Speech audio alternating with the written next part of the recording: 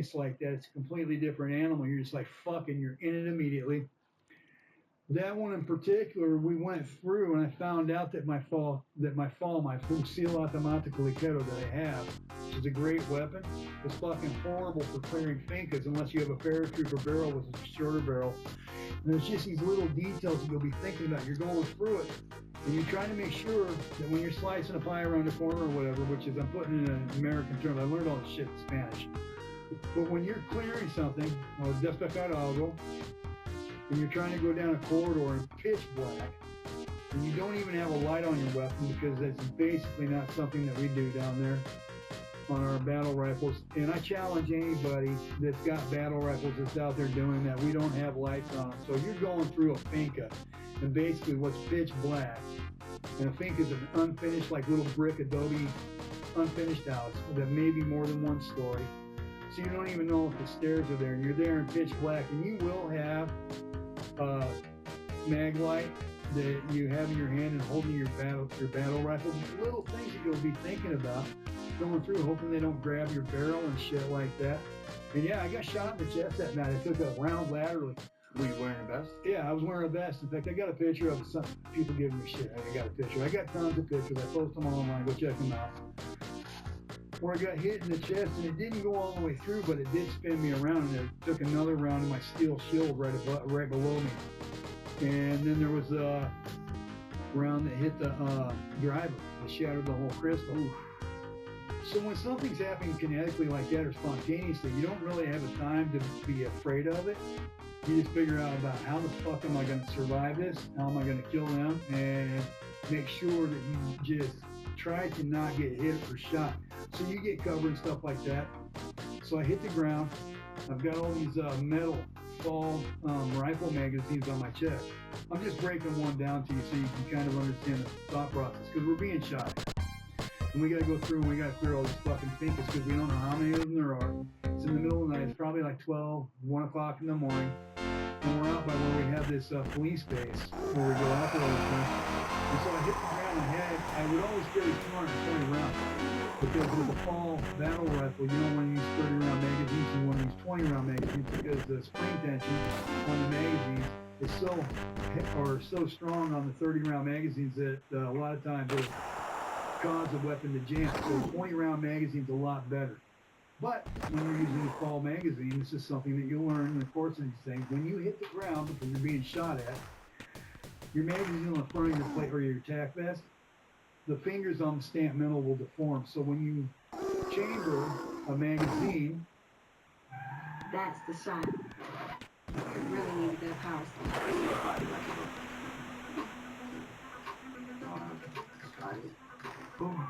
That's fine. That's right. And I'm smoke. Okay, I'm done. Wait, no. One more. The sun and the sky and this red muscle car. That's the shot.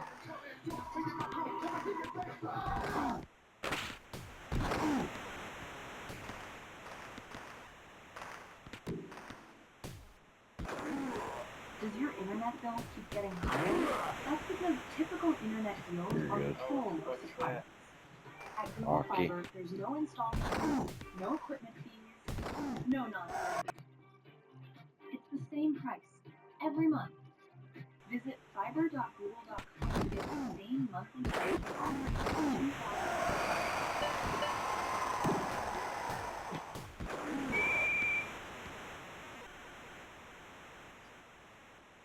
and try to rack around, it jams. And so then what happens is you're getting shot at and you're trying to cycle through magazines, trying to get a chamber of fucking round and it's wrong.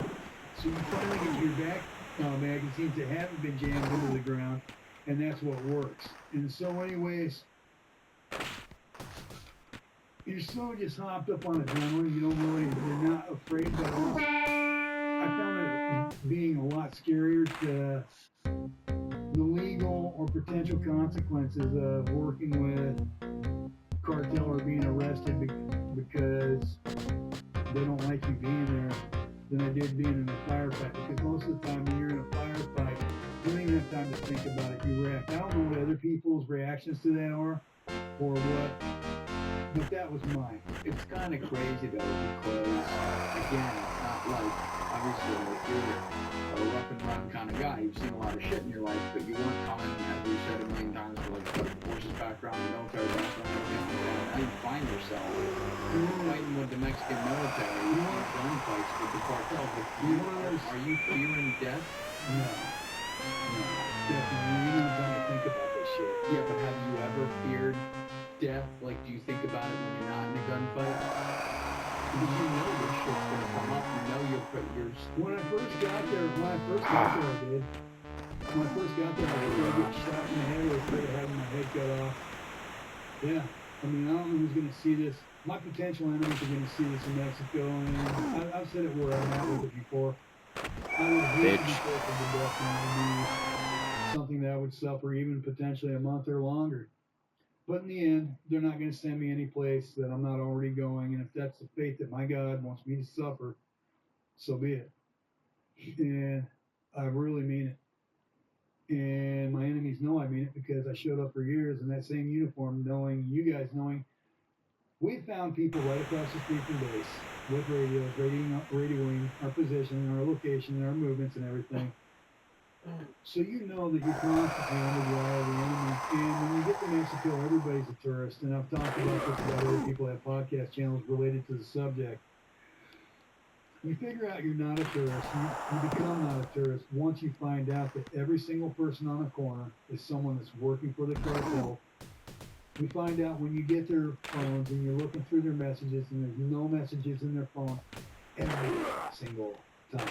Yes! So, open your phone, you go over and you gaffle him up because he's on the corner. You get your phone. We're looking at right now. Be honest. Are there any messages in your phone right now? I got them right here. There's a whole bunch of my darling wife, very first one. I like that. And then my wife, I can't wait to meet her. When you get to speak, they got phones. In Mexico, they got what's called saldo. So they all got to put recharge money on their phone to get it to work usually. Almost made it. Phone. So they'll have money available on it because they're using a prepaid phone that's not attached to a hard account, which would have your name on it, my name on it. So they have the ability. The devil's always in the detail, too, and it always is. So when they got the money to put on these phones that aren't attached to any account, well, why isn't there I'm here, bitch. Account? Why don't you have something with ooh, almost made it. It kind of makes you learn how to play it. Why aren't there any messages on Fuck, I might have her give me hockey because this shit makes me want to play it. And every single time you meet one of these fucking people, come on, bitch. Before, like when the interrogations, I'm not talking about injured. I injured him. Yeah, I wouldn't do it.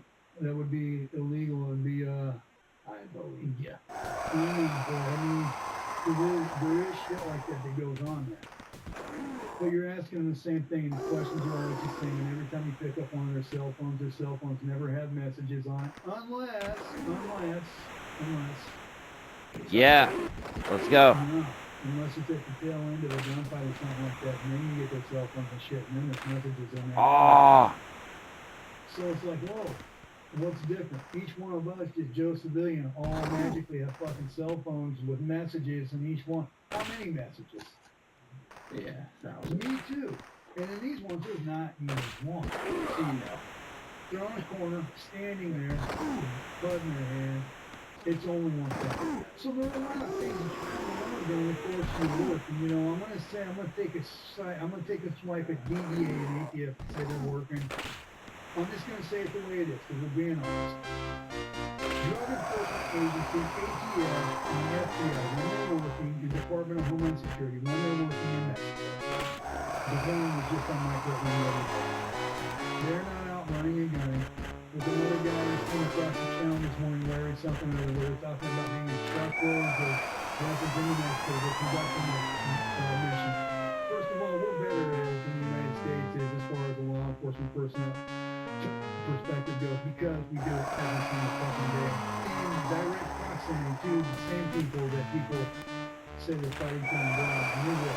And this is what it's our bread and butter.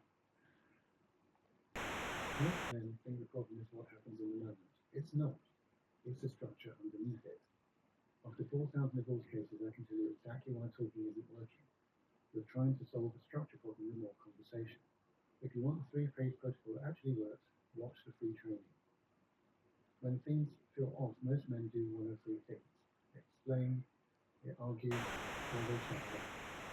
None of these create what does? A leadership reset, a structure. In the training, I walk you through that three things you need to create common direction. Without that, I don't do the talking, you have to keep everything wrong. What's the key thing? Get clear.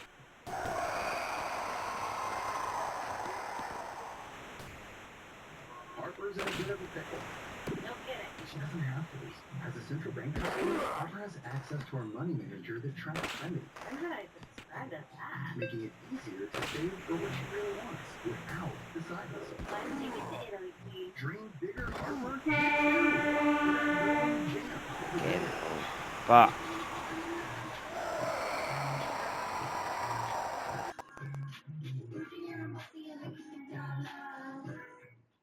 That being the case, the DEA agents, from a diplomatic perspective, are not allowed to go unaliving foreigners. It would create a huge diplomatic mess. They are allowed to carry weapons for personal defense. That is true, because as a diplomat, you cannot technically break a law in a foreign country. You are allowed a wide range of latitude of what you're allowed to do. But that does not mean Mexican politicians want to go explaining to Mexico why Americans are in Mexico unaliving people under American authority. In direct contradiction to, at least I've got the screenshot in there, I was looking it up earlier, I think it's something like 7 different articles of the Constitution, to where everyone has been deprived their day in court, their right to life, and a whole bunch of other Mexican laws, to where there's